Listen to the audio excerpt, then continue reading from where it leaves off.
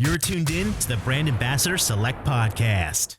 What actually are there are a lot, but what are some of the most common misconceptions that, some of the listeners, just people in general, have about those individuals, that mothers, the kids who are homeless or that are struggling with that chemical dependency? Yeah, the misconceptions, I think, have more to do with thinking how far apart a woman in mainstream is from a woman who's on the street.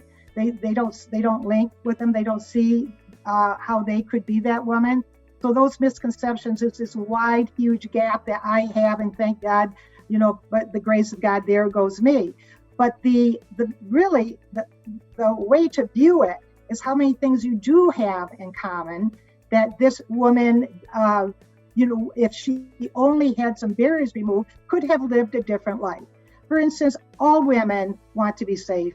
All women want to be, have a home. And no woman, grows up as a child and dreams about living in a shelter. They don't dream of becoming addicted or that their children are going to be taken away from them. So women are, just naturally bond together in our hearts and our minds. And so we join that first. We join that woman, and we know what it feels like. Many know what it feels like to be a mother or a daughter or a sister. And we know how great family must be, for that to really flourish within us. We have to have family and loved ones. This woman had none of that.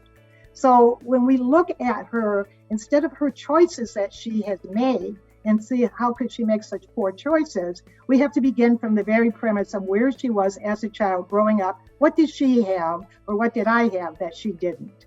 So the misconceptions are, she's an addict. They begin with the fact that she was an addict, but she wasn't an addict all her life. How did that happen? What went wrong?